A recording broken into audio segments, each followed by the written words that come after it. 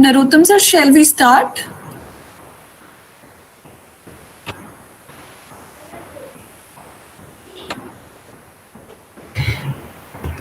Okay, yeah, we can start.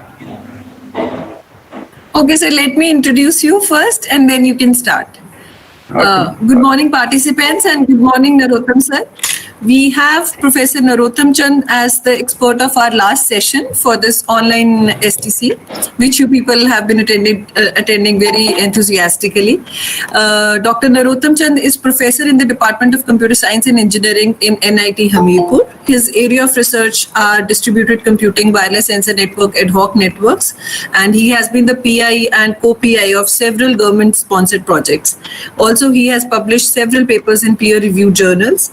And we are indeed honored to have you, sir, with us today. Sir, you can please kindly start your presentation, sir. Okay, thank you so much for agreeing to deliver the talk today. Okay, thank you, madam. Thank you for the introduction. So, good morning to everyone. Is my screen visible? Yes, sir. Okay, so I shall be talking on the topic learning-based data caching and wireless sensor networks.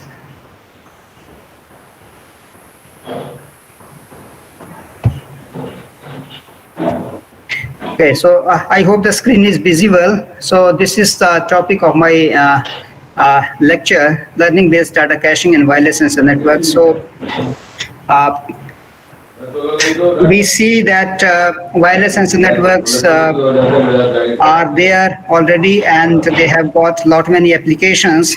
Today we talk of recent technologies like IoT, we talk of Internet of Vehicles, we talk of vehicular ad hoc network. So all these technologies, they are making use of sensor networks.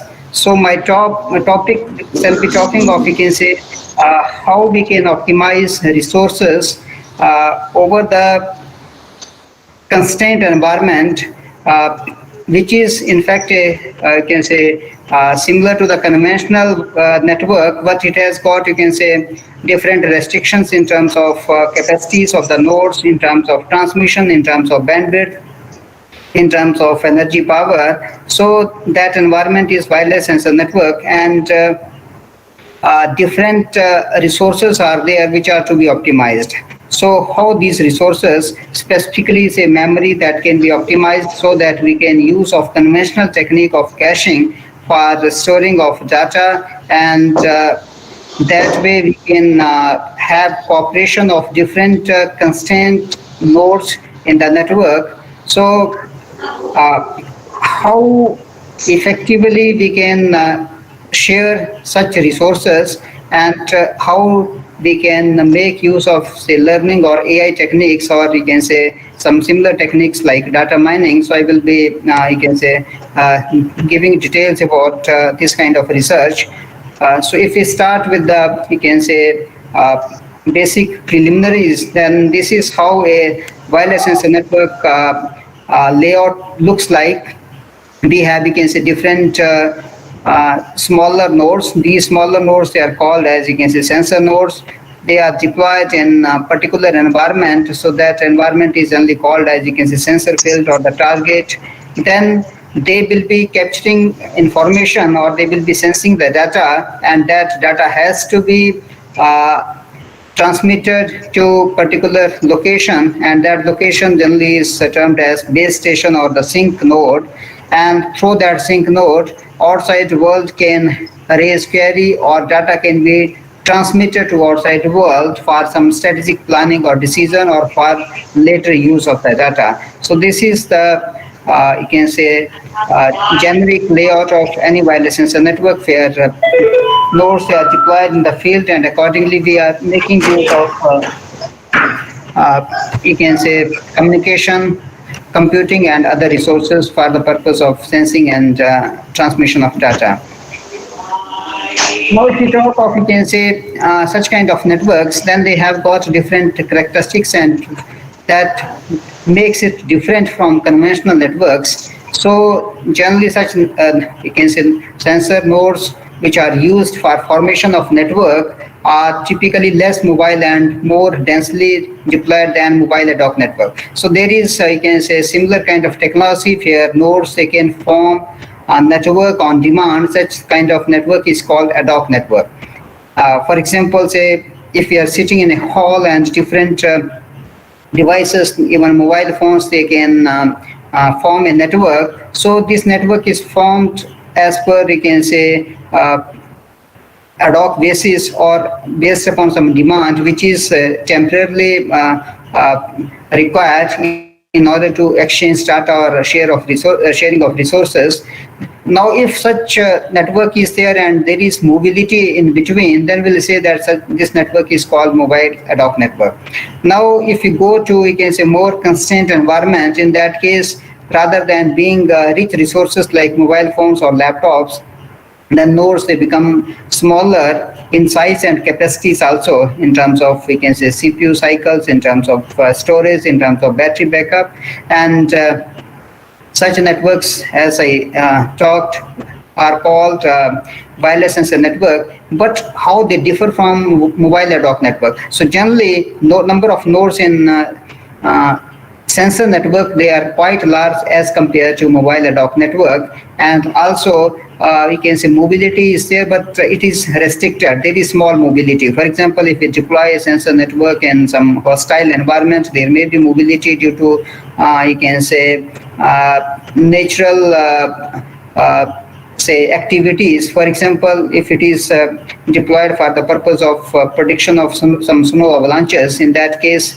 due to slide in the you can say layers of snow, there may be some movement. Similarly, if we deploy it, say, for underwater activities for prediction of tsunami, in that case, there will be movement due to, you can say, maybe turbulence in the water. And similarly, it may be for the purpose of, I can say, prediction of landslides or some other purposes. There may be environment where there is no movement. For example, somewhere we can deploy in order to study the pollution. For example, say carbon monoxide is generated near the parking area. In that case, deployment may be there for the purpose of sensing what is the level of carbon monoxide, and accordingly, if it is higher than particular threshold value, then alert can be generated. So we have, we can say, different types of deployments and different application scenarios. So generally, in comparison to mobile ad hoc network, it has got a large number of nodes, and movement is not so frequent and so visible as compared to such methods. Then they have got limited processing memory and communication capabilities. For example, the nodes, they are smaller. We require that they are to be deployed in an environment where larger nodes they cannot be deployed, or we cannot afford in terms of costing. So they are smaller in size, such that even sometimes they are to be deployed so that they are invisible from targets, invisible from enemies. For example, we can go for the deployment of some visual sensors. They will be capturing some visual activities, and accordingly they are to be made hidden from enemies so that they are not at target. So therefore, the small size is there, and accordingly the capabilities, they are also limited, whether we talk of, it is the CPU speed, we talk of storage, we talk of communication, and one constant resource is there which is much crucial, that is the battery. So objective is that when we deploy a sensor network, it has to last for longer period. So how we can prolong the lifetime? That is the target for any deployment, so that it continues to do the activities for the purpose for which it has been deployed. Now, battery has to be conserved. So that is the reason we find so many, you can say, energy efficient or power efficient research articles and similarly, these articles or the research areas, they are nowadays borrowed for latest environments like IoT, or we talk of Internet of Vehicles and similar areas. Then such the nodes or networks, they are left unattended in hostile environment. I gave some example that it may be a hilltop, it may be some environment where human deployment is not possible, or it is not possible to regularly visit by some persons or by the planners, and accordingly it has to be deployed in an environment where it may be hostile, or it may be infeasible to make regular visits, and accordingly the network has to sustain for a longer period. It should be foolproof in terms of intrusions, in terms of security threats, in terms of even say maybe physical damages. If physical damage is there or some node fails, how to take care of that? So maybe some neighboring nodes, they have to take care, and that way we have to make the deployment, or the density of deployment has to be such that they are not created holes in the network, so that if few nodes they are failing, still neighbors they are taking care, and the activities they are continued. They have got, you can say, different applications. For example, say simple applications may be monitoring physical or environmental conditions such as temperature, pressure, humidity, etc. Similarly, surveying military fields, it may be deployed by the army for the purpose of, you can say studying infiltration, for the purpose of say having watch over the activities of the enemies, and so on. So even in defense, we find application of this environment at present also, that in addition to different other layers, whether we talk of physical layer, we talk of, you can say, larger size of cameras for the purpose of surveillance, even such kind of sensor network deployment may be there, where they will be sensing some physical activities, and based upon that decisions are taken whether infiltration is there or not. So in addition to other layers of security, maybe at the border or somewhere where it is a crucial environment, deployment of sensor network may be feasible. Then another area of deployment may be reporting radiations, maybe in the nuclear plants. So to study the radiation, it is not possible to deploy other devices, so that human intervention is there, and human or some regular attendant is there to watch the activities. So maybe this kind of nodes, they can be deployed, and that way activities or the level of radiation or level of other rays that can be studied. Then civilian applications may be in the environment for the purpose of, you can say, healthcare, for the purpose of maybe studying some natural disasters. I told that fire detection purpose may be there, or it may be for the purpose of detection of landslides, or for the purpose of, you can say, raising alarm during tsunami, or raising alarm during snow avalanches. Similarly, other applications, so we find applications in smart transportation system, where vehicles may be there, and they are making use of, say,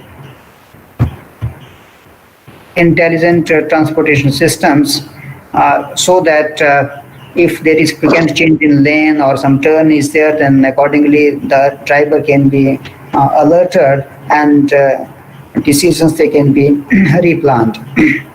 Similarly, even in agriculture, there are applications that such simple deployment of sensor nodes may be there for the purpose of studying the moisture level, and if moisture level falls below some threshold, then the pump may be made operational automatically in order to provide watering in the fields. Similarly, there may be some disaster, and accordingly such deployments may be there for the purpose of, you can say, rescue during the disasters. Now, what are, you can say, special features of these kinds of networks? They are homogeneous as well as heterogeneous combination of devices. So nodes in sensor network, they may be of similar type. When we talk of homogeneity, those who are involved in this area of research, they may be aware that when we talk of homogeneity, then it is in terms of computing, it is in terms of communication, and it is in terms of battery power. So all nodes, they are having the same capacities in terms of these three parameters. And when we talk of heterogeneous environment, there may be a difference in one of the parameters. For example, the demand is that some sensor nodes should be having battery capabilities in terms of battery backup. For example, the base station or the sync node. Then these nodes, they are to be used for the purpose of, say, communicating data to the outside world, or handling some storage and providing, say, responses to external world for the query which are raised upon the, or which are raised based upon the sensed data by the sensor nodes. Now, even there may be requirement that such nodes, they should store data for future use. So there comes the role of, you can say, how data has to be replicated, but should be the scenario that we have to decide which data item is to be, say, evicted, or which data items are to be brought into the storage of node. So there also comes the role of caching. So we'll come to that core portion of the talk later on. Then another feature is nodes may be stationary or mobile, as we have already discussed. There is, you can say, requirement that these networks, they are dispersed in nature, in the sense that they may be deployed as per the requirement of particular application scenario, and they may be located in different areas.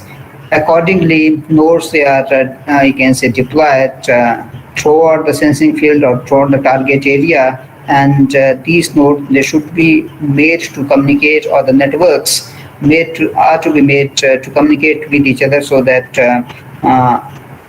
networks or nodes, they are working in cooperation, and it appears to the outside world that there is a single network, and accordingly it can be treated as a conventional network, and queries and responses, they are to be handled. The size of the network is larger in the sense that, as we have discussed, the node density or the deployment density is higher as compared to conventional network because of limited or constrained capacities of the nodes. So large number of nodes are to be deployed in order to cover particular area, and that increases the complexity of the network, in the sense that there will be interference when we talk of, TDMA or some other kind of scheduling mechanisms. Then these mechanisms, they are affected much in this environment because of, you can say, large number of contenders for the purpose of communication, for the purpose of, you can say, transmission of data or the packets. Then these nodes, they are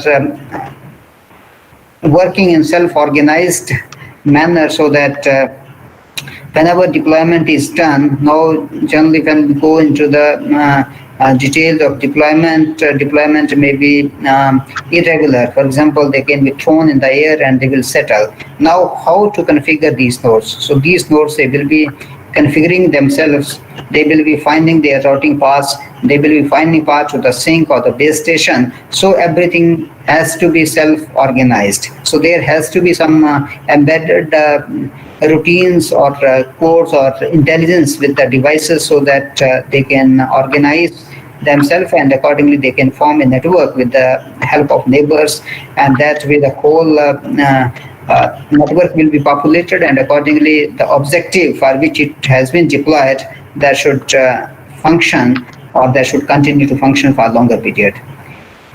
Then each node acts as a router. Of course, the communication has to be done by every node because it has to communicate with the neighbor. So in addition to computing capabilities, the node, they should have communication capabilities also. So therefore, they have to decide their own path to which particular side data has to be sent, so that routing intelligence is part of that particular node. So therefore, every node has to work as a router also.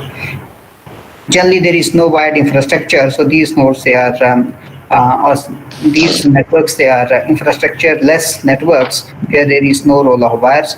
Wires may be there which are part of external network. For example, sink may be connected to the external world, and maybe through other links or through internet connectivity, the data may be sent to the external world. But if you talk within the core area or within the core target part of the network, there is no infrastructure. So every node will be communicating wirelessly. There is no wires. And of course, the communication is multi-hop. We cannot assume, or we cannot, or even today technology is not there that a sensor node can transmit data to, say, a distance of 1 kilometer. So therefore, if we have to cover, say, area of maybe 5 kilometer by 5 kilometer, that kind of area has to be covered. There has to be multi-hop communication. And if we go into the details that how energy is consumed, so there is also, you can say, a research motive behind this. For example, if you talk of, you can say, single hop communication, larger the distance, more energy will be consumed by the, you can say, the senders, or in this particular case, it is the, say, sensor nodes. Now, if we go for multi-hop communication, then energy consumption will be less as compared to single hop communication, because of that D is, distance D is reduced for node-to-node communication. So there is effective saving in energy when we talk of, you can say, multi-hop communication. Then cooperative working has to be enhanced for the purpose of, you can say, working of such nodes. For example, there may be this particular node. Now this node would like to send data towards maybe this particular node. This is suppose the target node. Now how data will be sent? This data has to be routed through intermediate nodes. So this is one intermediate node, this is second intermediate node. Now if data has to be communicated, these nodes, they should cooperate. And if they don't cooperate, then communication is not possible. So this network or this scenario demands cooperation among the nodes. So therefore, cooperation has to be extended. And cooperation can be extended for multiple purposes. But this is one purpose, that communication, it has to be extended for the purpose of making the communication secure. So the intermediate node should not demand that I will open up the packet, thereafter I will retransmit it. So if the packet has been encrypted at the sender, it has to be transmitted to intermediate nodes as it is, so that at the receiving end it will be decrypted by the authorized party, and thereafter they are able to intercept the content of the data rather than opening it on the way. Similarly, intermediate nodes, they should protect the data from external attacks like man-in-the-middle attack. Similarly, because these environments are constant, the storage available with every node is limited. So if neighboring node has got some data, so can it fulfill the requirement of other neighboring nodes? So there may be the case that this particular node requires some data. This is the source.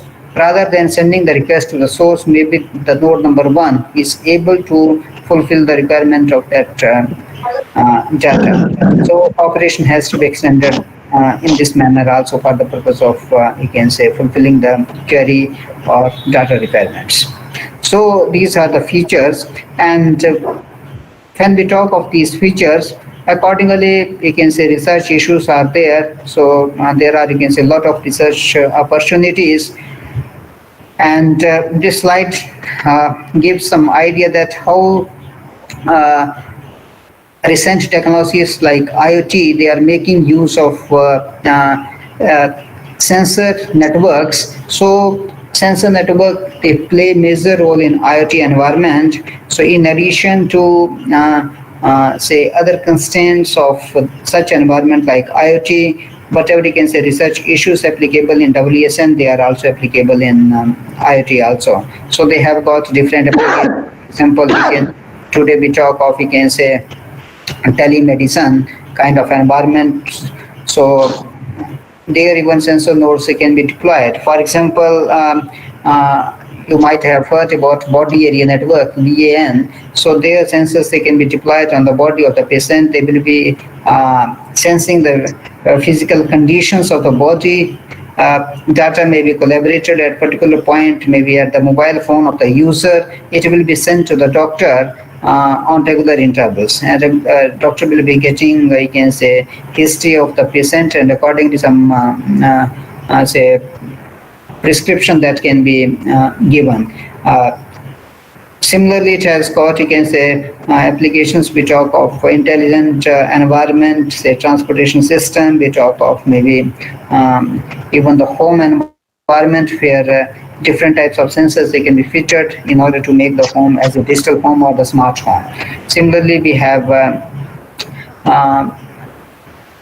say services, say some infrastructure is there, remote monitoring can be done, and the sensors, they can be deployed, as I told, that on the hilltop for the purpose of landsliding. So maybe different types of sensors are there. One is able to sense the say temperature and pressure. Another kind of sensors technology is there that is able to sense air pressure, even you can say lighting condition. There may be some even visual sensors. So all these sensors, they will be capturing the data.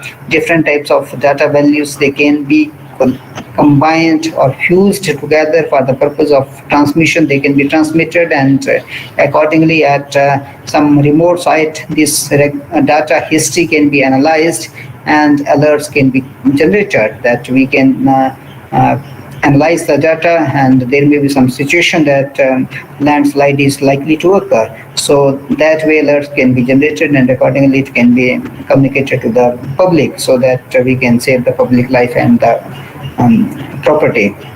Similarly, it can be deployed underwater. So there, for the purpose of tsunami, etc., it can be used. Then nowadays we talk of sensors as well as we talk of actuators. That actuator is that they can be controlled remotely. So even sensors, they can be deployed with some mechanical say components, and from remote location we can control those components, so that even sensors, they can be made to move from one point to say another point, so that they are fitted on some robotic arm, and accordingly they can be carried from one place to another. So that way IoT is making you can say use of the sensor technology, and whatever you can say research issues applicable to sensors, they are applicable to IoT, and depending upon the type of environment, those issues even they become sometimes more complex to handle, because IoT is more wider and more broader network as compared to sensor network. So when we talk of such kind of networks, then security threats, they are more likely to occur. When we talk of this kind of environment, then maybe in between we have different types of technologies, like bandwidth is constrained because it is heterogeneous, purely heterogeneous kind of environment, IoT. So therefore, how to communicate data from one point of the network to another point of the network. So depending upon this heterogeneous environment, we have to take decisions. So therefore, research issues, they are much critical as compared to sensor network area.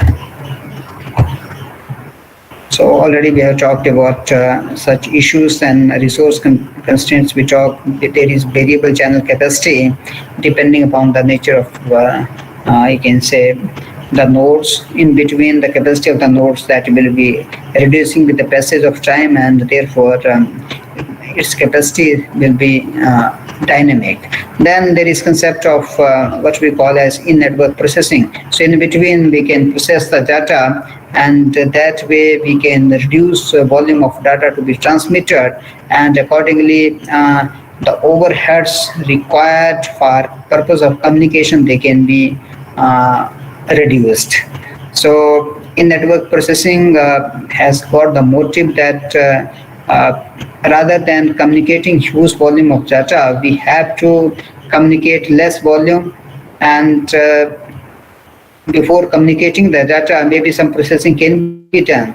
So that is the byproduct technologies are something that we talk of, you can say, data aggregation or data fusion. So rather than communicating the raw data, we will be processing the data. For example, if you want to find out average temperature, then how to say find out, rather than transmitting say different raw value to the remote sink or base station, say at every node whenever data is communicated, so this node will be taking data from the neighbors, it will be finding out the average value, and maybe rather than sending 100 data values, it will be sending one value. Similarly, at next higher level, again, that particular node or the intermediate router will be taking decision, it will be averaging the value and will be transmitting single resultant value. So that way number of communications and size of the packet can be reduced, or the volume of traffic can be reduced, and we can optimize the resource.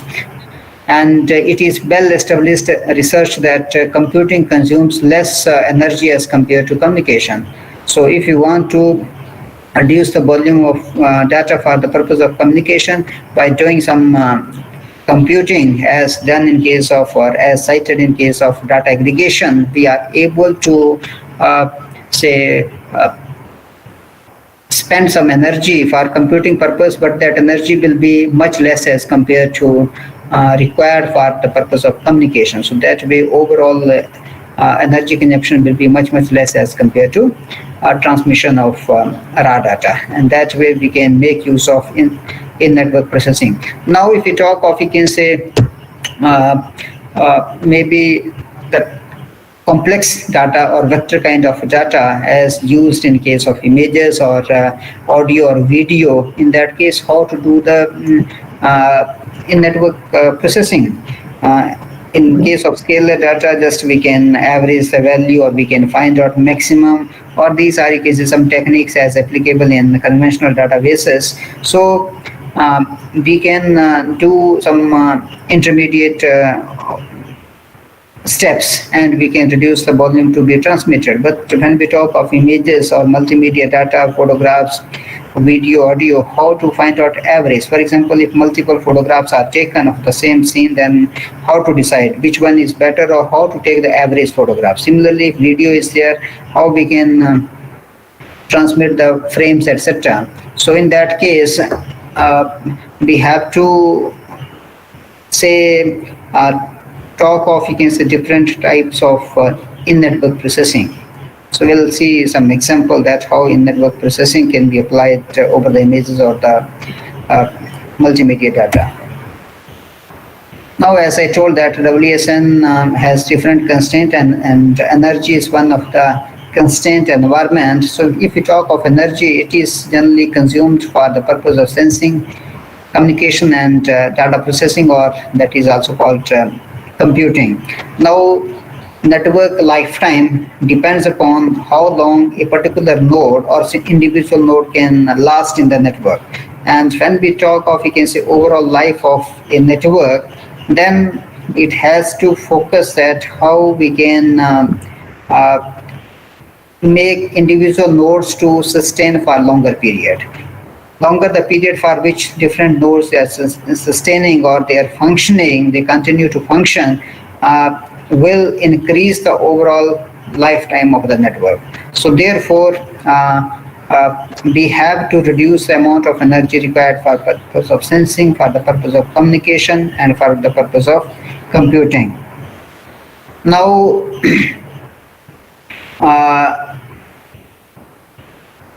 the motive is that because these nodes, they are not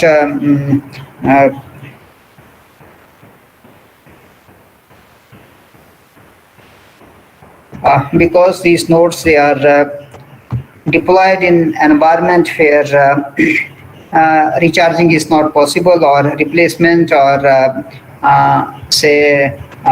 replacement of battery or replacement of node is not possible, and hence we have to focus on the saving of energy.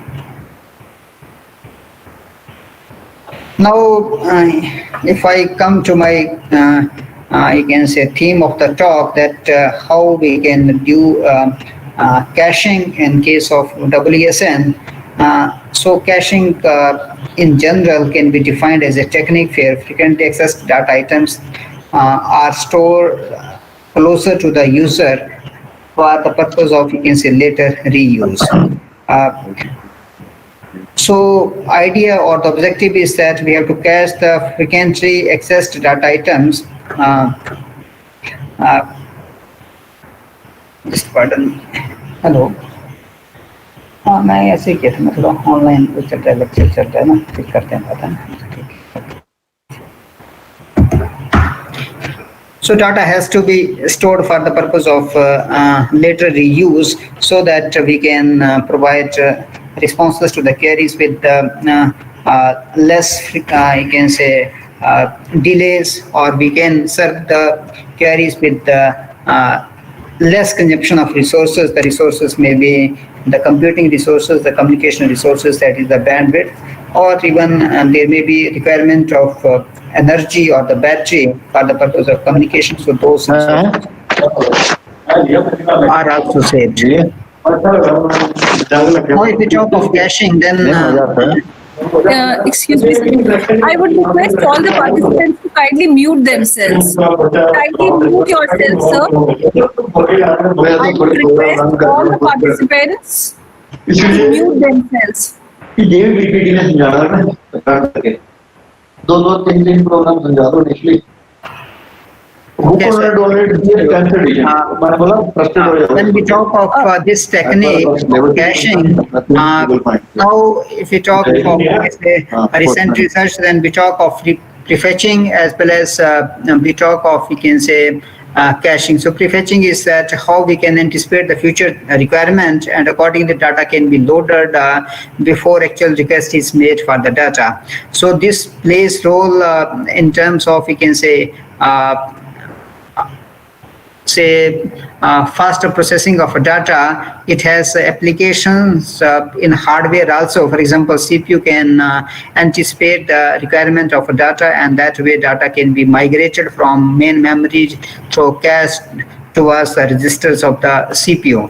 So prefetching can be done so that or we can talk of, you can say, cache memory in between, say L2, L3 caches for hardware purpose. Similarly, it has got applications in operating system, it has got application in databases, it has got application in, I can say, when we talk of online browsing. So you might have heard about, you can say, web caching techniques. So there also even data is prefetched sometimes, and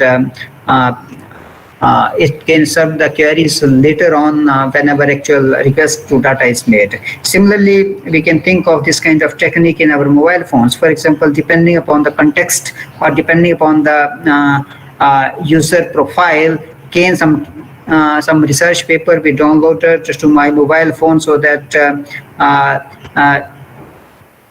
whenever actual requirement is there, that particular data, and maybe network connectivity is not so good in that particular location, then how we can prefetch it, and it will be helpful for the purpose of uses.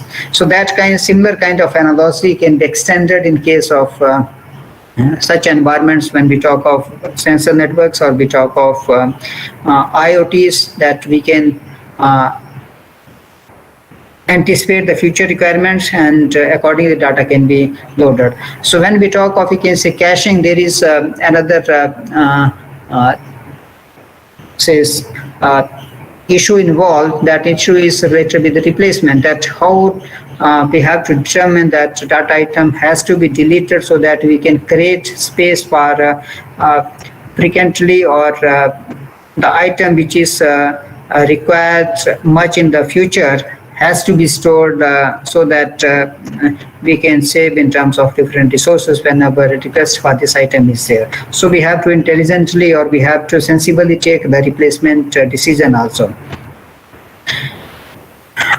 When we talk of WSN or wireless sensor network, then caching kind of mechanism is, you can say, cooperative caching. So rather than a node thinking of itself in isolation, it has to think about other nodes also, because high density of deployment is there. Sensor nodes, they are closer to each other. Every node is, I can say, cooperating to other nodes. So they have to, rather than cooperating for the purpose of communication, they have to cooperate in terms of use of data. For example, if some query is generated and if data is sensed, maybe that particular node which is sensing the data does not have sufficient storage to store that particular recent data for future use, so that future use, the data which is required in the future can be stored with the neighbors, so that rather than storage being used in isolation, it will be working as a accumulated storage, so that overall capacity increases, and that way the future requirements, they can be served. Similarly, we can identify storage points in between or within the network, and that problem is not, you can say, so simple or trivial, and we have to, you can say, identify those points or the critical locations in the network, so that some deployment of heterogeneous nodes or the nodes which are stronger in capacity can be deployed there, or even existing nodes, whether homogeneous or heterogeneous, they can be identified for the purpose of storage of data, so that these locations, they are more critical than other locations in terms of serving the data requests. So problem is, you can say, non-trivial kind of problem. Now, whenever we talk of this kind of scenario, then the cooperation has to be extended by different nodes, so that rather than working individually, they are working effectively, and they are contributing to their neighbors also.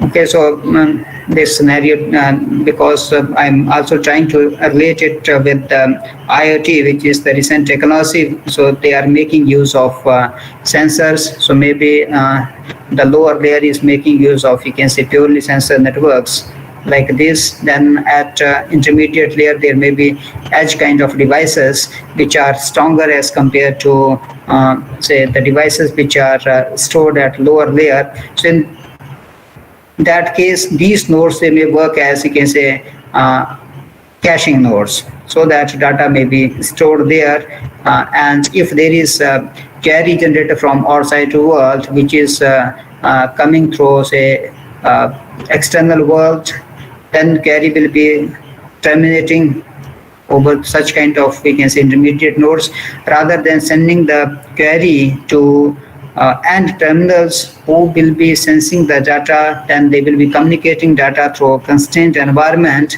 Maybe they are having some idea about the data which is still valid. If it becomes invalid, maybe the request has to be propagated to the end devices. But if data is valid, then the response can be given to the external world, and that way we are saving resources of the constrained environment, maybe in the end locations. Now, if we are able to save their resources in terms of computing and communication, then their energy can be prolonged for the longer period, and that way we will be able to save or we will be able to prolong the lifetime of the whole network. Now we can think that maybe deployment is on the hilltop where it is not possible to replace or make additional deployment of nodes. So therefore, if the network has been deployed maybe to work for 1 year, and if you are using efficient algorithms for the purpose of computing and communication, we can prolong it for 2 years or 3 years. So nowadays, we have sensor nodes available commercially in the market whose battery can last for say 1 year.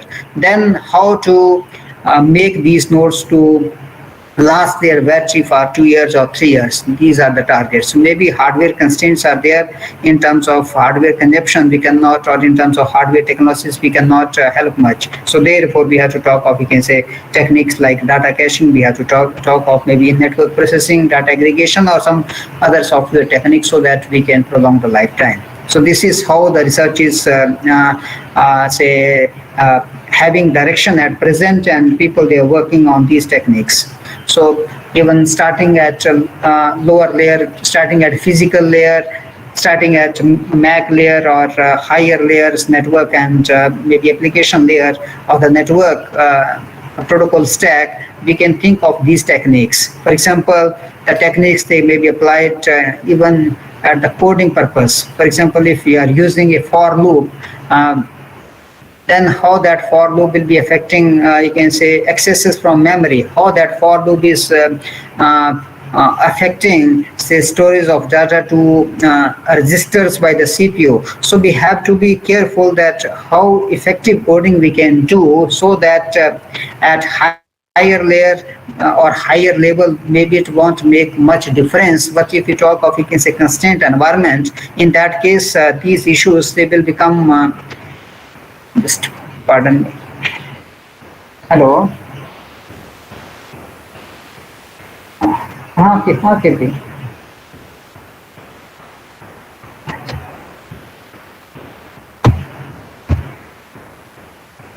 हाँ एक minute कर चलो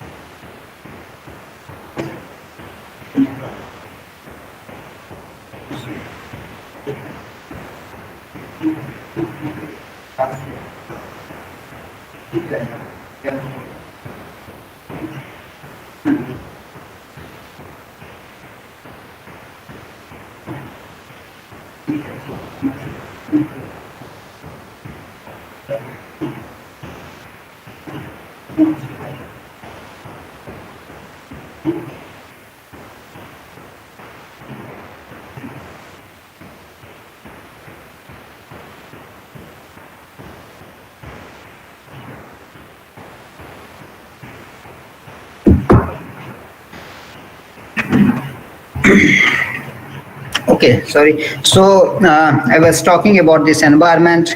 Now, here, as I told, that different layers are used or different levels are used, and depending upon the resources, we can think of, we can say, applying different optimization techniques. So as I quoted, caching is one of the optimization technique, that how data can be saved and how we can save, how we can think of, we can say, saving the resources in terms of computing, in terms of communication. This is something you can say, having parallel analogy, that suppose you are browsing some research paper from the campus or from individual machine.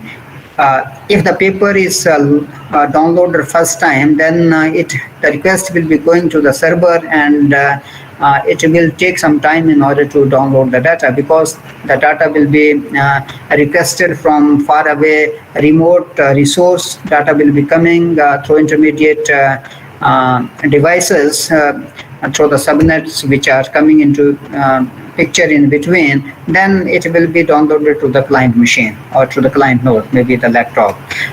Now, next time, whenever you can say request, within 2-3 hours is made to that particular data, to the same research article, it will be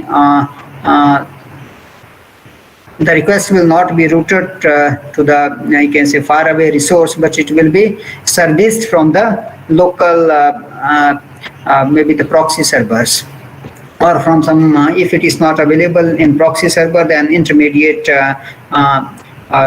nodes through which data is routed to the requester or to the client of the individual.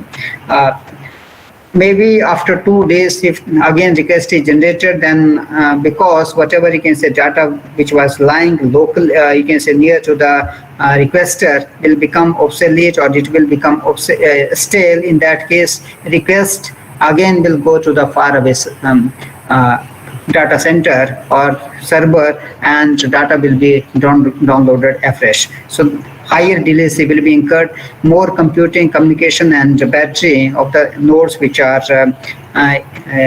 used in between will be consumed. So this is the similar kind of analogy. And when we talk of, you can say, such kind of web environment, the resources, they are abundant with the clients as well as intermediate machines. But if we talk of, you can say, environment like sensor nodes where capacities, they are limited. For example, rather than working at gigahertz, such nodes, they work at maybe the speed of megahertz. Then the storage is few megabyte. Similarly, we can say battery is not much, and there is no regular feed to such nodes of the power supply, and the battery has to prolong for the longer period. So if we optimize that way, if we make use of caching, so we are able to save the resources. So in addition to caching, then different other issues, for example, if the memory becomes full, then because the nodes, they are having limited memory. So what is the decision, which particular data item to be replaced, which particular data item to be brought into the cache? So such kind of decisions, they are to be taken, and accordingly we have to settle those issues, or we have to resolve the issues, and we have to give optimal solution, or we have to give say solution which is more closer to the optimal solution, because we cannot claim solution to these problems as being optimal solution. If we are able to find out, say, deterministic algorithms for the problems, then there is no scope of you can say further research. So generally we apply heuristics, and based upon type of environment, type of scenario we are dealing, particular situation may be favorable in terms of particular algorithm, and maybe that algorithm will not be so effective when we talk of, you can say, variation in the environment or variation in the scenario. So this is the background that how cooperative caching and file sensor network works. So here we talk of, you can say, multiple sensor nodes share and coordinate cache data to cut communication cost and exploit the aggregated cache space of operating sensors. You find some clustering of nodes here. So maybe what we can do is we can have a cooperation of the nodes, so that they are able to store their data, and the storage works as aggregated storage, in the sense that maybe every node has some limited capacity, say C. Then if it stores only if it stores data in that capacity C, then overall capacity we cannot exploit. But if you want to exploit the overall capacity of the nodes, then what we can do is we can ask the neighbors to store different type of data. So if they are storing different type of data, say 4 neighbors are there, in principle or in ideal situation, we can assume that the capacity is 4C rather than being 1C. So therefore, capacity is enhanced. So therefore, instead of, you can say, single storage capacity, we are getting accumulated storage capacity. But for that purpose, cooperation has to be extended. Now, fight is required because we have limited storage. Generally, this kind of storage is flash memory, and the flash memory is not, even if focused today, then we cannot think of, you can say, putting flash memory of the order of maybe terabytes in the system. And when we talk of, you can say, smaller nodes, like sensor nodes, then size of node is less. Of course, the memory storage has to be, you can say, small in size, and if it is smaller in size, it will be, of course, smaller in capacity. So therefore we can use smaller storage, but if we apply cooperation, then we can have larger storage, and accordingly cooperation can be extended for the purpose of computing and communication, and for the purpose of fulfilling the target for the objective for which the network has been deployed. Okay, so pardon me, can we have a break for maybe 5 to 10 minutes in between? Hello? Okay, sir. Okay. Okay, so we can have, say, we'll start again at 11:10. Will that be okay? Okay, sir. Okay, so we'll start at 11:10. Fine.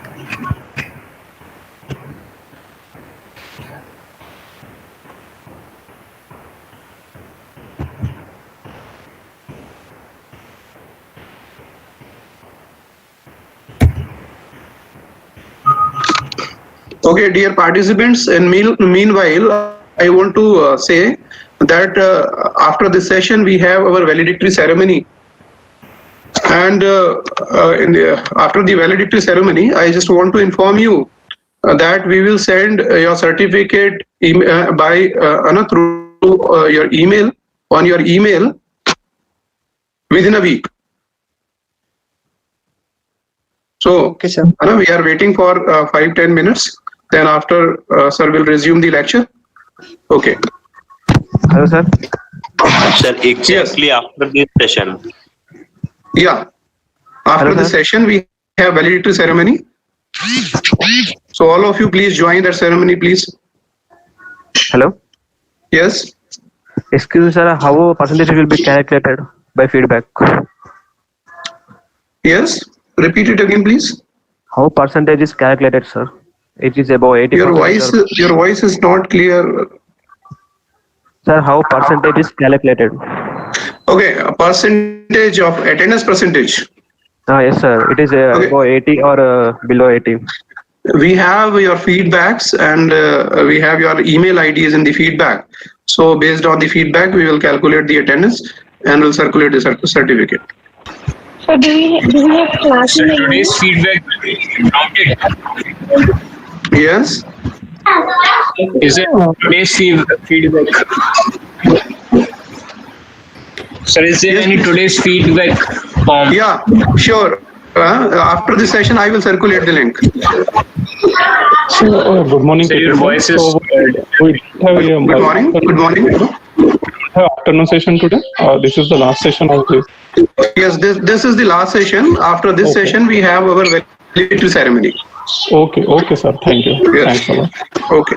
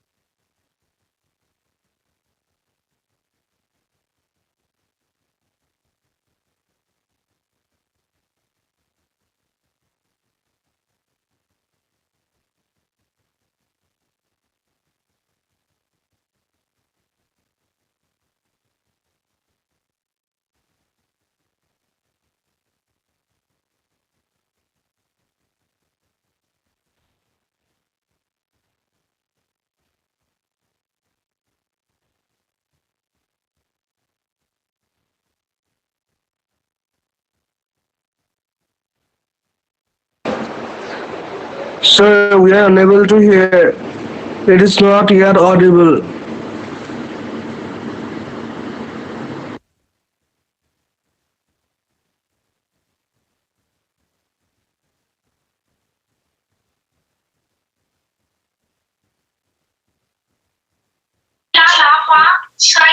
Participants, it's a break of 10 minutes. So sir will start again from 11:10 a.m. So 3 minutes to go. Okay. Yeah, thank you.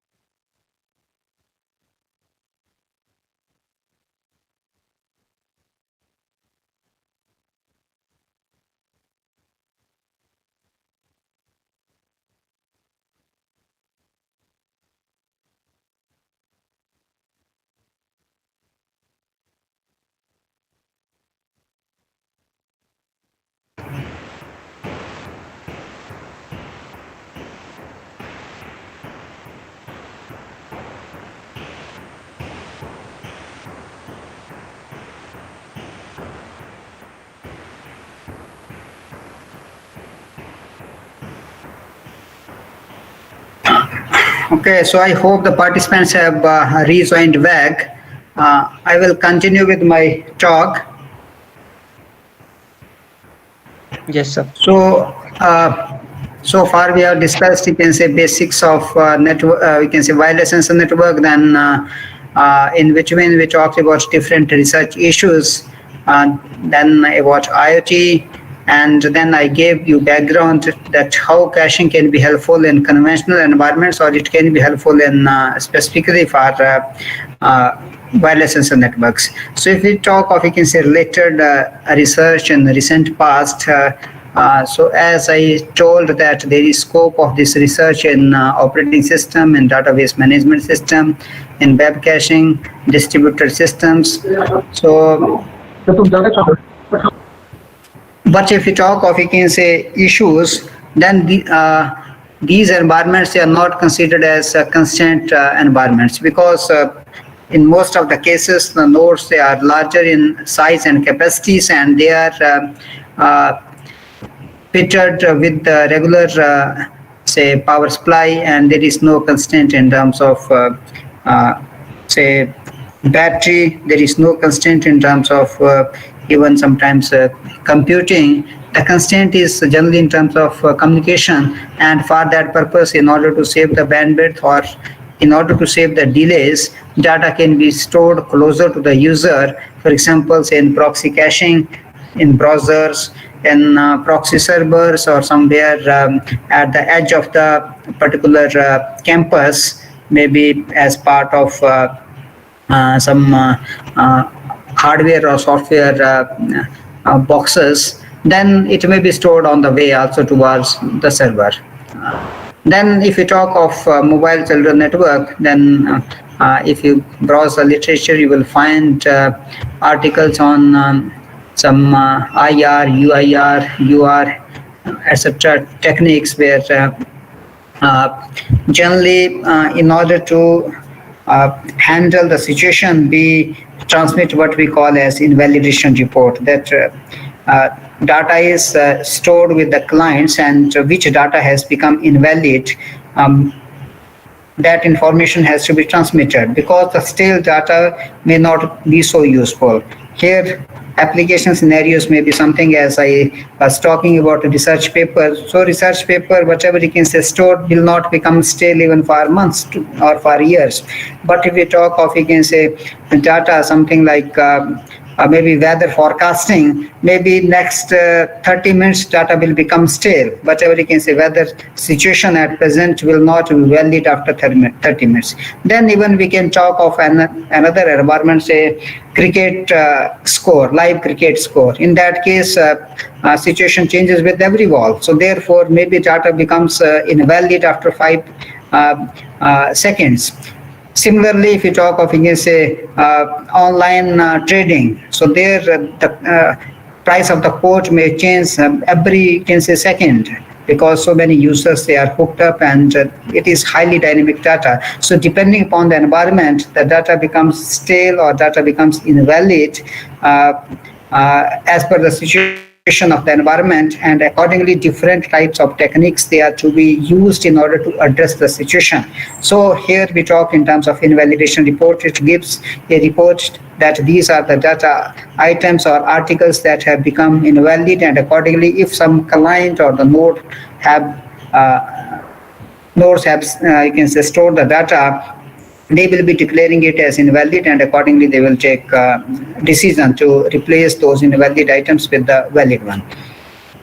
Then if you talk of, you can say, ad hoc networks, whether we talk of, you can say, mobile ad hoc networks, or we talk of you can say, regular kind of environment, so their cooperation has to be extended, and because these environments are also highly dynamic because of the mobility of the nodes, mobility of the vehicles, etc. Whatever you can say, the type of environment we are talking of. In that case, we have to talk different techniques. So there we talk again cooperative techniques. So cache data, cache path, these are well published techniques. Most of them, they have appeared in you can say good research papers and published by the journals, and you find that these techniques, they are different from conventional techniques, and they are taking the underlying environment or underlying network into consideration, and accordingly these techniques have been proposed, and some of the techniques are also implemented, you can say, different maybe in forms of different tools, whether available on bigger machines or available on smaller machines like our mobile phones. When we talk of, you can say, wireless sensor networks, so I have taken one technique which is given some few years back. It is based upon node importance cooperative caching. So idea is that depending upon say connectivity of the node, its importance is calculated. So the technique is based upon the conventional that given a sensor network, it will be converted to a graph. Then wherever you can say higher connectivity is there, those nodes are considered as critical nodes. And these nodes are such that whenever you can say connectivity is higher, this means they are more connected to their neighbors. And if something goes bad with these nodes, then it will lead to the failure in that part of the network. So therefore, these nodes, they are critical from the perspective of communication. Also, these nodes, they are critical or important from perspective of storage of data. So these nodes, they have been identified for the purpose of storage also in order to maintain the cache, because they are having higher connectivity, and whenever request is traveling through these nodes, they can address more number of requests of the neighbors because of their, I can say, stronger connectivity.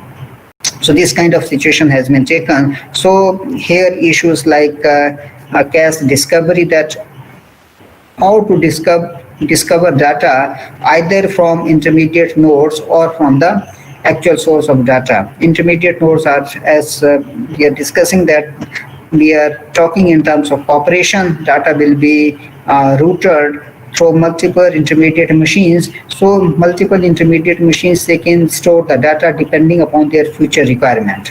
And if data is stored, they will be working as, you can say, source of the data, and request, rather than traveling to far away source, which is maybe at end of the network, it will be serviced from such intermediate nodes. So therefore, a particular requester who does not hold data in its local cache will be discovering the data, and hence we talk of, you can say, this technique as cache discovery. This situation is also applicable in conventional networks. When we talk of distributed environment, we talk of say DBMS, or we talk of operating system. Similarly, replacement strategy in operating system, you might have studied. Similarly, we talk of these techniques available in say databases as well as hardware. That is, maybe whenever we talk of CPU as a processor of or source of processing of data, then there is requirement of data to be fed to this particular CPU, and accordingly say storages, for example, registers or cache memory, or even if we talk of say main memory, it can work as a cache. So here meaning of cache is not say faster piece of memory, but meaning is that some storage is there which is able to maintain data for the future purpose. And cache is not necessarily say hard disk. It may be even secondary storage like magnetic storage or optical storage, etc. Similarly, we have to take care of consistency. So this particular protocol takes care of consistency. Then this is our proposed technique, or already researched technique. It is entropy-based energy efficient cooperative caching for sensors. And specifically, the technique is applicable for multimedia data. As I was quoting example, that it is easier to process, scale the data for the purpose of aggregation, for the purpose of say applying some in a network or intermediate operations. But when we talk of multimedia data, say image, how to apply aggregation, how to apply in network processing, so that we can reduce the volume of data to be transmitted. For example, suppose there are some 3 cameras deployed in order to say capture images of the same scene. In that case, 3 frames may be available. Now out of these 3, which one to be selected? because they may be providing the similar kind of information because they are focusing on the same scene. Now, one of these three may be, you can say, best one. So how to select best one? So for that purpose, it has been researched that entropy technique can be applied, which captures, you can say, most of the information depending upon its value in particular image. So strategies based upon grid-based clustering. So whenever we talk of, you can say, bigger size of targeted areas or sensor fields, then in order to maintain multi-hop communication, as I told during my initial part of talk, that single-hop communication may not be feasible because we cannot ideally assume that transmission range is of the order of kilometers. It may be of the order of few meters, and in order to make communication effective from one node to another, we have to talk of, you can say, limited distance, and that way the communication will be multi-hop. So given this kind of raw field, maybe even deployed in 3D, it has to be something divided into different grids. So this kind of grids, they are well established techniques in case of 2D as well as 3D. So if we talk in case of 2D, then if R is the transmission range of particular node, for example, if we talk of maybe particular node which is fitted with the DAY-5 kind of interface, in that case, the range may be few meters of the order of maybe some 40 meters or maximum say 100 meters. For example, it may be fitted with 802.11 BGN AC or AX kind of standard that we talk at present.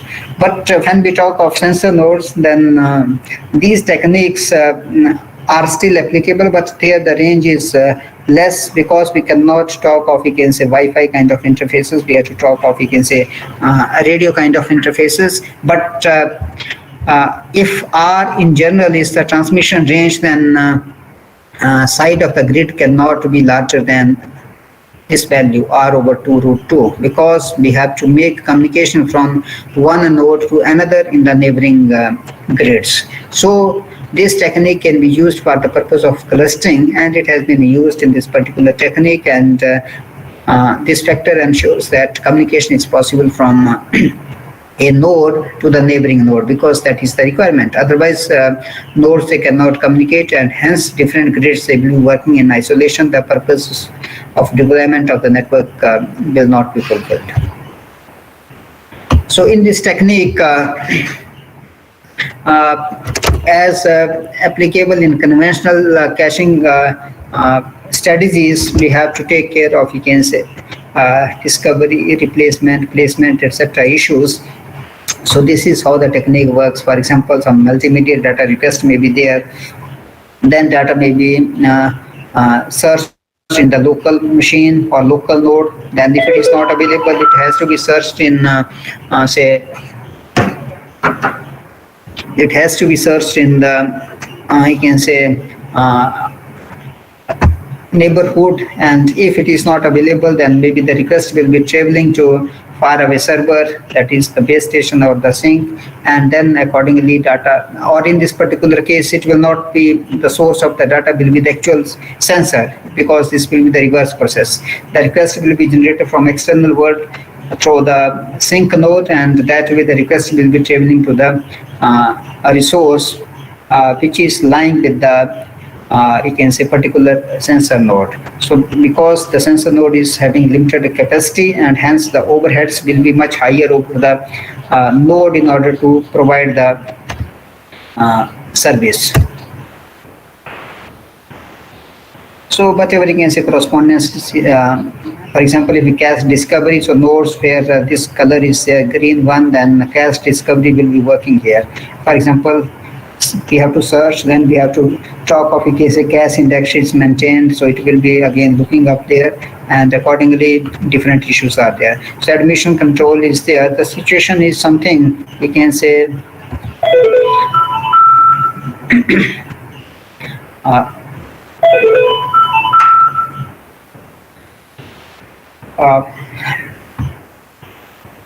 So, okay, that's light. I will so later, but first we'll talk about entropy. So, how we can calculate entropy of an image? As I told that entropy will be helpful in identifying important multimedia data.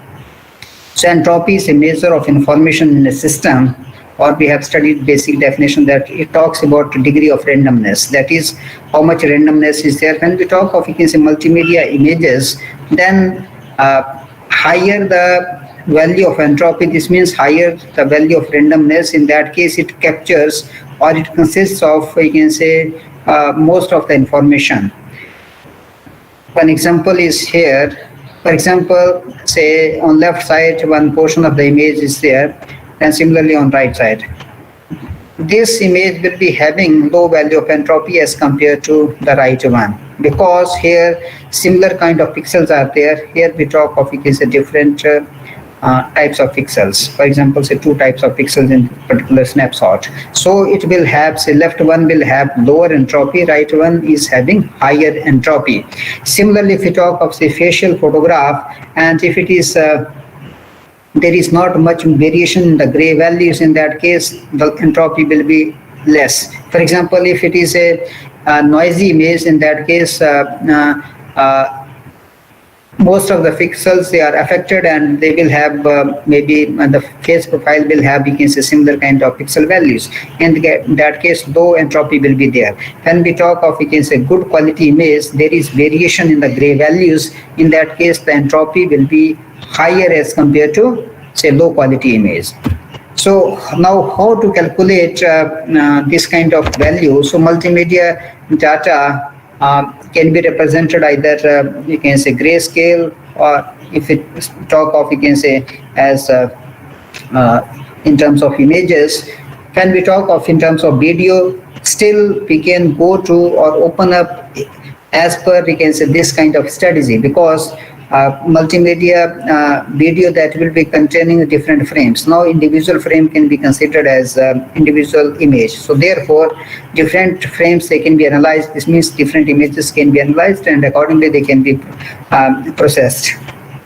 So given the, you can say, discrete value, which is the gray value, when we talk of grayscale image, say px, in that case entropy can be calculated by using this formula. Can we talk of, you can say, colored image? So there we can have different models for representation of the image. For example, if we talk of RGB model, in that case we will have, we can say, 3 values, one for R, one for G, one for B, for every pixel, and accordingly we can calculate such values. So we can calculate entropy of the whole image by using you can say individual pixels, whether they are represented as grayscale image or they are represented as colored image. So as I told, in case of even videos, we can calculate such values over individual frames, and hence we can capture the information for the purpose of analysis. So such kind of value, that is entropy value, provides a good level of information to describe a given image. If all pixels in an image have the same gray level or same intensity for color components, this image will present the minimum entropy value. On the other hand, if there is variation, then it will represent higher entropy value. So therefore, entropy plays a major role in determining whether particular image is better as compared to other similar images or not. So for example, if we talk of given sensor node or sensor area, at particular node, say for example, if we focus here, now if we take this kind of clustering, then we can assume that say this node is working as what we call as cluster head. Similarly, this is a cluster head in this particular grid or in this particular cluster. So other nodes, which are simple nodes, they will be communicating their data through cluster heads to the base station, which may sit external at some location.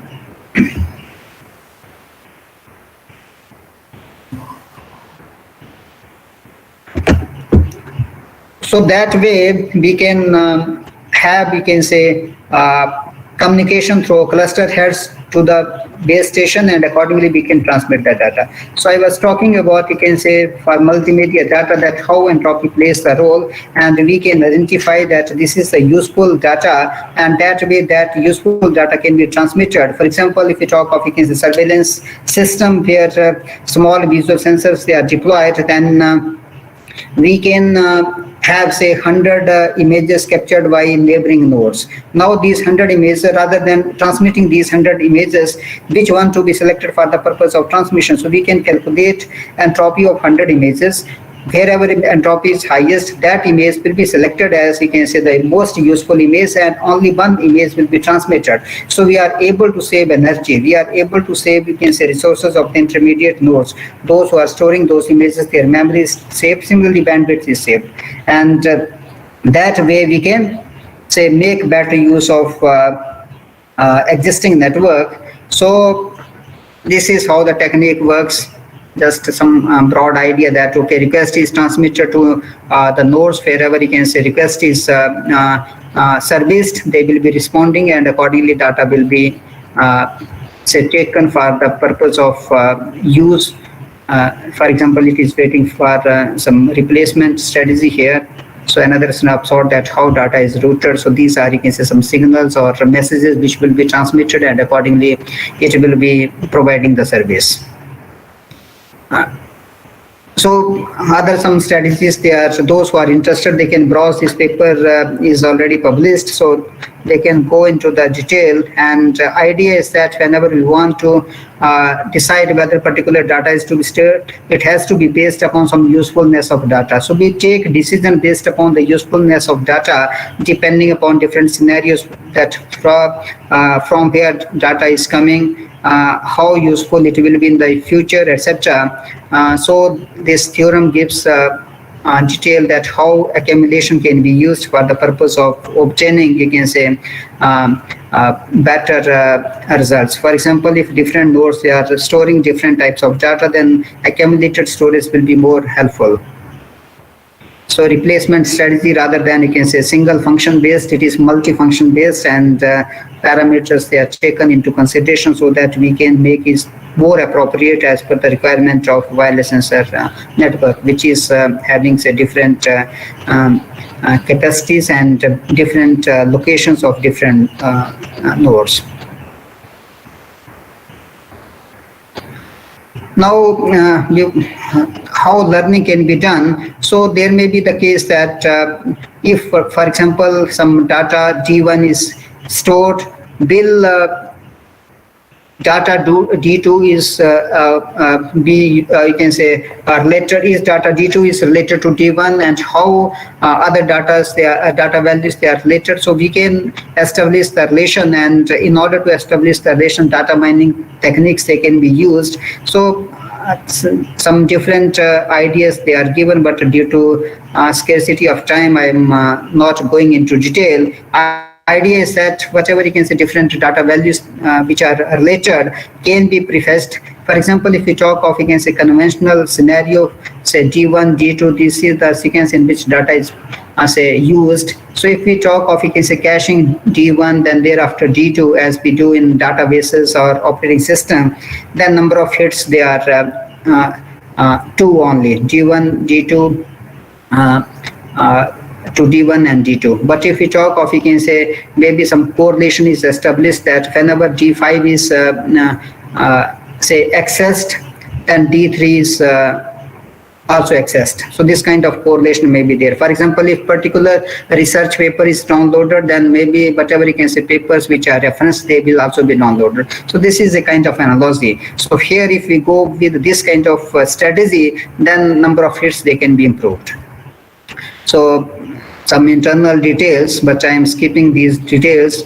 So now we can apply, say, data mining or some AI-based techniques here, that how we can establish association or correlation between the data values So even this kind of correlation will be helpful in operating system distributed environment, or we talk of, we can say, constrained environments like sensor nodes or IoTs, and similar strategies they can be used. So these strategies, they have been used, and accordingly we can generate different types of sets, or we can prioritize the data values. For example, we can, depending upon the requirement, we can prioritize them, and accordingly we can store them. So some parameters, and similarly they have been simulated, and if we go through the results, then we can compare that existing techniques, they are not so useful because of they are not making use of such kind of prefetching or intelligent techniques as learning based. So if we go for learning, accordingly we can save the resources. So in future, similar research can be extended by making use of data compression or data aggregation, fusion, even complex data like multimedia, audio, video, etc. that can be taken. So this was all about my talk, and maybe I have to bind up with due to you can say paucity of time. So thank you. Any questions or?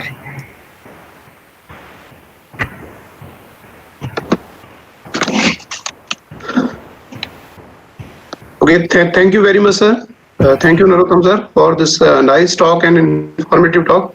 Dear participants, any question? You can ask 2-3 questions, because we are having very short time. So just a small or some few questions you can ask, please.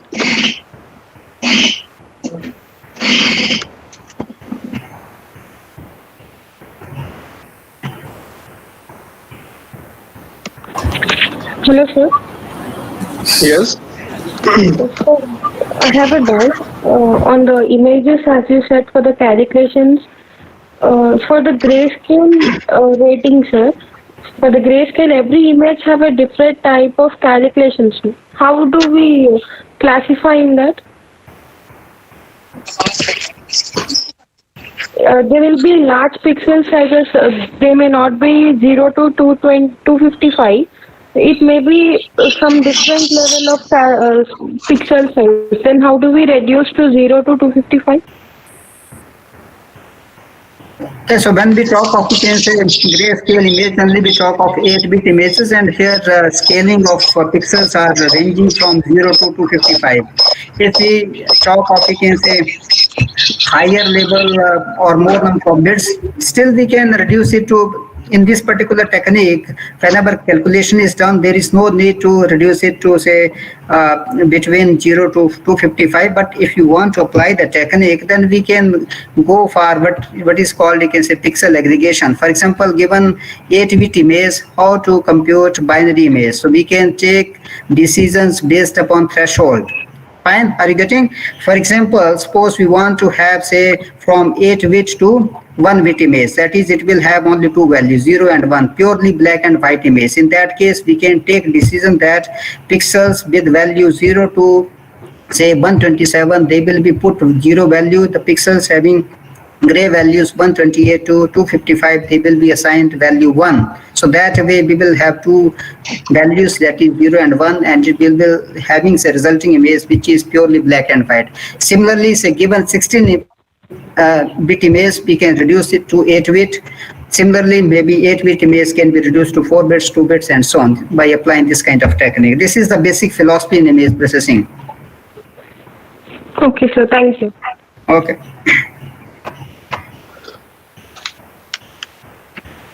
Okay. Okay, any question? Any more question, participants? Okay, so later on also, if okay, you can pass my mobile number and they can discuss.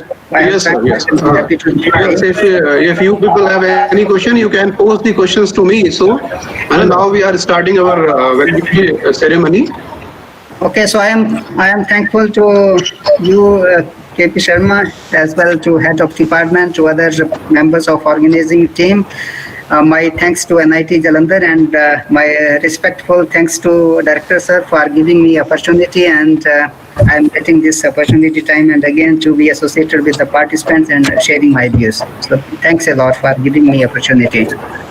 Thank you very much, sir. Thank you for wonderful talk, sir. Thank you, sir. Thank you.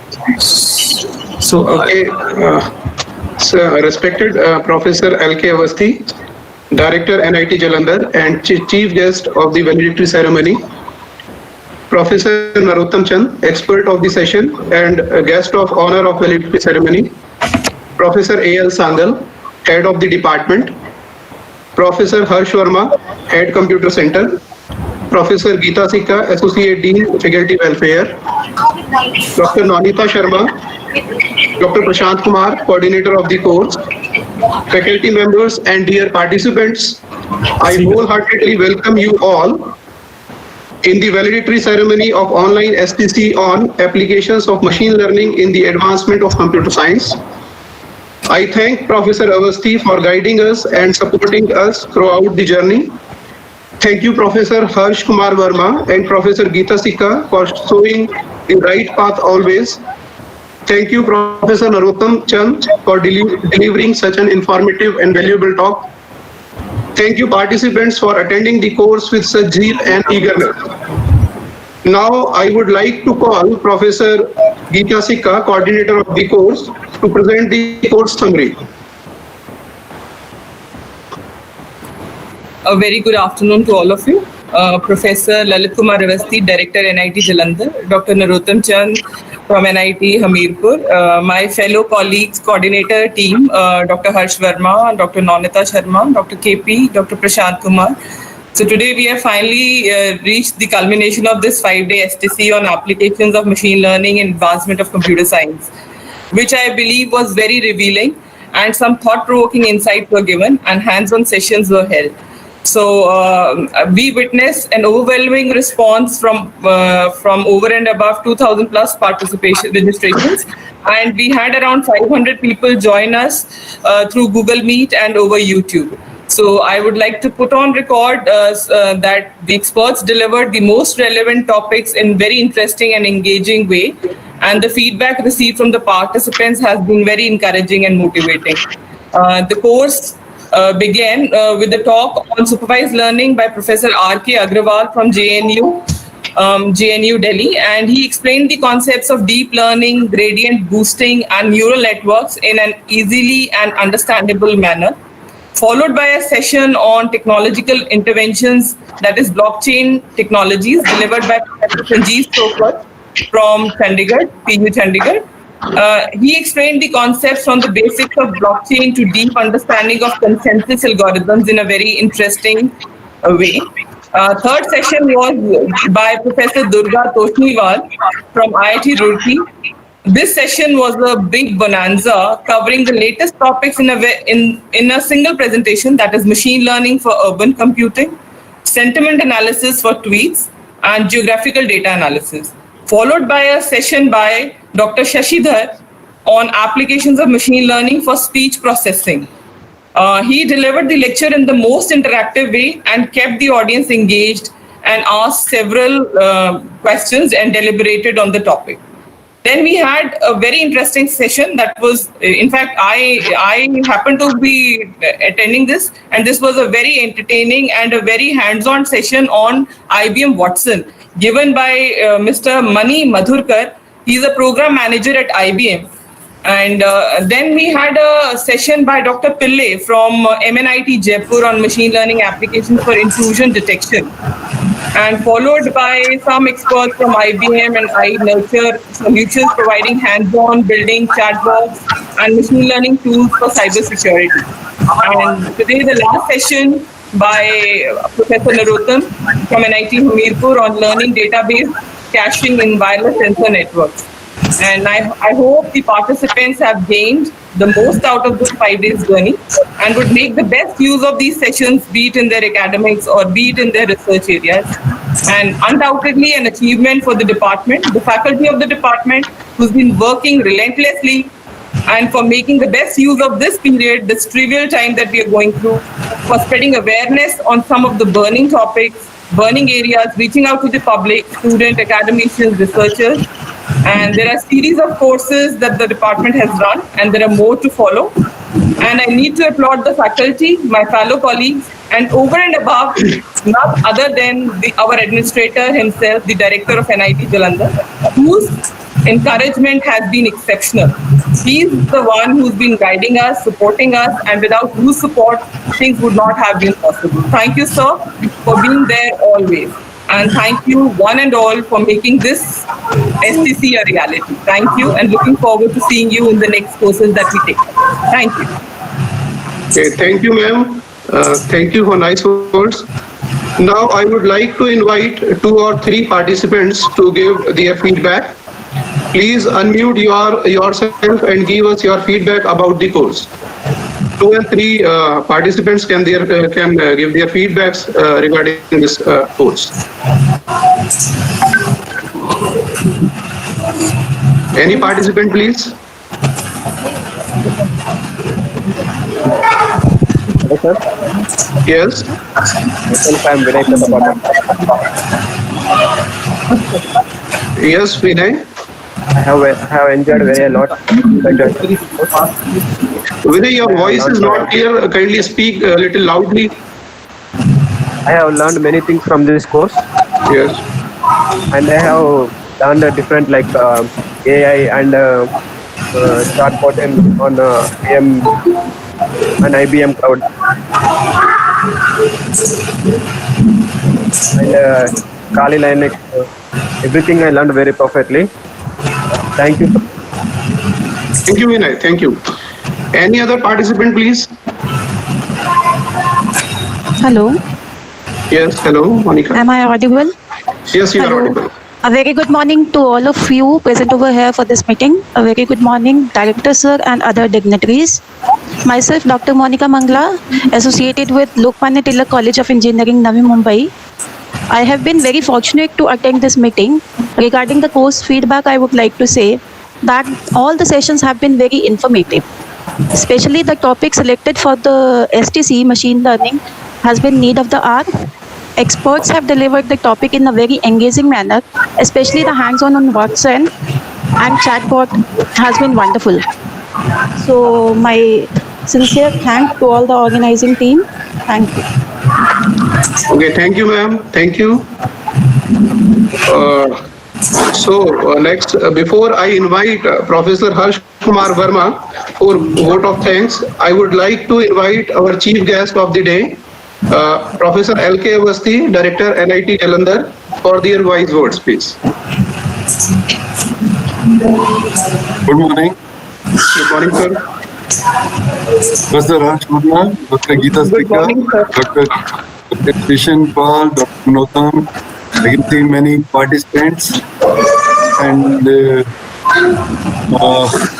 was a great effort on the part of Department of Computer Science to organize such an informative course. It has been very, and the feedback can give a lot of input to you on how to improve. But as has been said, the faculty members or the participants, they have been quite satisfied the way the course was conducted. My congratulations to the department. Artificial intelligence definitely and machine learning, these are the buzzwords of the today.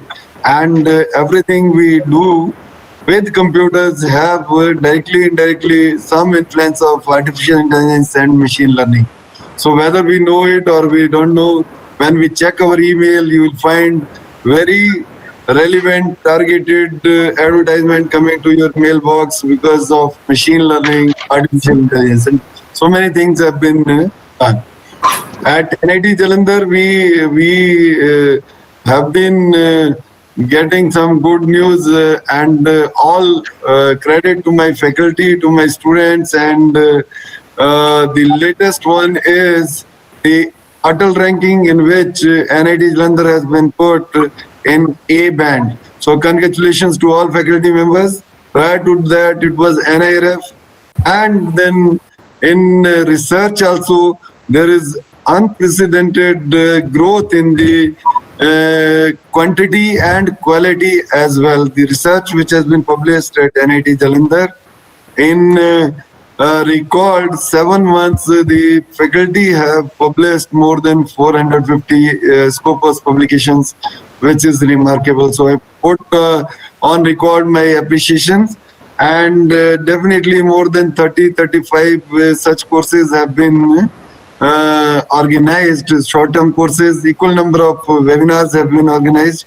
So all credit to the faculty. I wish that everyone who has participated might have learned from the course. I also feel that the institute, the department, the experts, if they have done some good in the learning of the participants should join us on YouTube, maybe on Facebook, and they should give their feedback there as well. This is what I congratulate Dr. Harsh, Dr. Geeta, and Dr. Krishan, Dr. Prashant for organizing such a informative course. Thank you. Jai Hind, Jai Bharat. Thank you, sir. Thank you very much, sir. Now I would like to call Professor Harsh Kumar Verma to present vote of thanks, please. Sir, kindly unmute your mic. Honorable Professor Lalit Kumar Avasthi, Director of the Institute, Registrar Shri S.K. Mishra ji, coordinators of the course, Dr. Geeta Sikka, Dr. K.P. Sharma, Nonita Sharma, Dr. Prashant. Let me first thank our Worthy Director. Like our Director has told that the Institute has been now at 52nd NIRF rank from 104, and also we are in the A band of Atal ranking. So this is because of, sir, the dynamic and eminent nature of yours, and thanks for guiding and motivating us for time to time. And so because of your guidance, we are here and we are conducting such courses. So first thanks is to you, sir. Then we have our Dean and Registrar, who has been always good at official support. So we are also thankful to TQ3 for generous support. And we should not forget our speakers who have been very kind, who accede to our request and deliver expert talks and in the relevant areas. So I'm thankful to all the speakers who could make it to deliver in this short-term course. So I'm also thankful to all the coordinators who has made relentless efforts to organize this course. Finally, the participants without whose attendance the course would not have been possible. Thanks for attending the course and making it a success. Sir, I would like to tell you we have 500 participants in this course. 200 participants are available in this, and 300 I have joined on YouTube channel. So roughly 500 participants are have gained knowledge through this short-term course. So I thank all the participants also for making this course a grand success. Thank you very much. Thank you, one and all. Thanks. Thank you, Verma, sir. So now we came to the end of valedictory ceremony as well as the end of 5 days STC. So we hope that you gained a lot from the efforts of CSC department NIT Jalandhar. We will be posting Anna, we will be posting your e-certificate through emails within a week, dear participants. Okay, thank you once again. Thank you one and all. Thank you very much.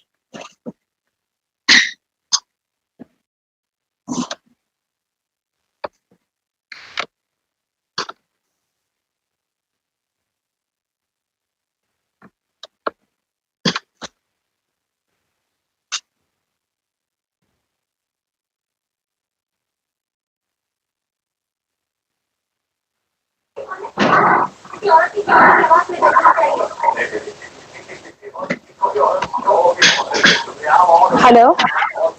Yes. So I just wanted to ask you, some of the recordings are missing on your YouTube channel. So can you please post them, because which one is missing? Sir, the one which was presented by Professor Durga Toshniwal is not there. The morning session on 18th. Okay, no problem. That we will provide separately to you.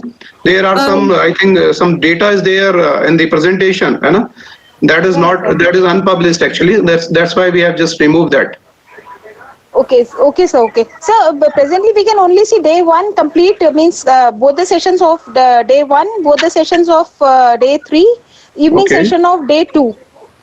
Day 4 is also there, I think, if I'm Okay. not wrong. But I just wanted to request you, sir, kindly upload all the recordings. That is all, sir. No problem. We will send you separately. Just drop me a mail, please. Okay, sir. Thank you so much, sir. Thank you so much. Okay. Thank you.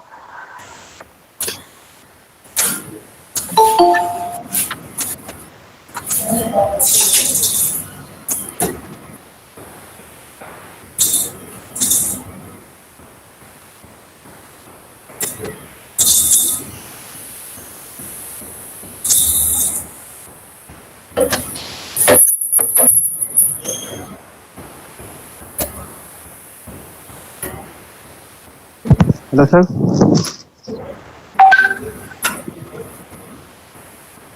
Hello.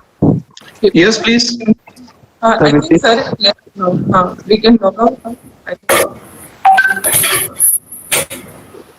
Yes, Vinay. Sir, with this, the workshop is completed. Yes, this is completed now. Now you can left, and I have posted the feedback link of today's in the chat box. You can submit your feedback. Okay, sir. Excuse me, sir. Yes, yes, Rishu.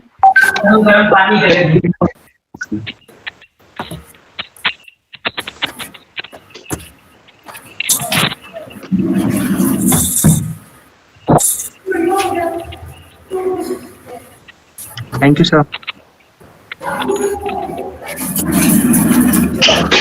Okay, thank you, one and all. Now you can left the meeting. Okay, thank you. Sir, hello sir. Good afternoon, sir. Sir, yesterday I did not give the feedback fast, sir, due to some technical issue.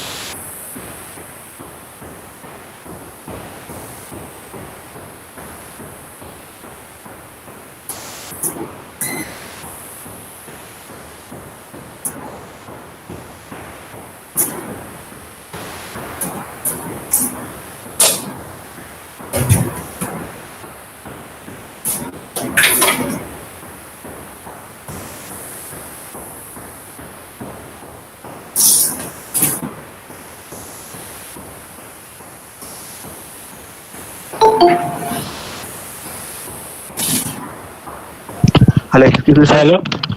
Sir, Hello. sir, feedback is not working, sir. Hello, sir. Hello.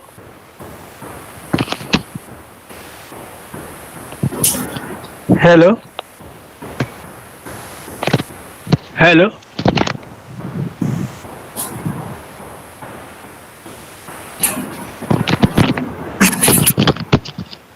Hello. Hello. Excuse me, sir. Hello.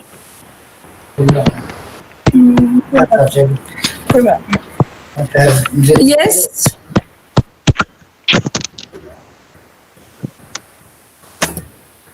Hello, ma'am. Yes, please tell. Hello. Yes, please. Ma'am, feedback is not. Ma'am, feedback is not working. Okay, let me check. Hello. I will check the feedback link. Okay, ma'am. Okay, ma'am. Okay, ma'am. Excuse Thank me, you. ma'am. Hello, excuse me, ma'am. Yes. Ma'am, can you please share all the PPTs to my mail? The PPTs as well as the videos, they are available on the YouTube channel link, which we have already shared on the email. You can see all the recordings over there. I want only separate PPTs, not from recording. PPTs, normally experts don't share their PPTs because they contain some unpublished research work. So I guess they will not be sharing that, but you can look at the video recording in the NITJ YouTube channel.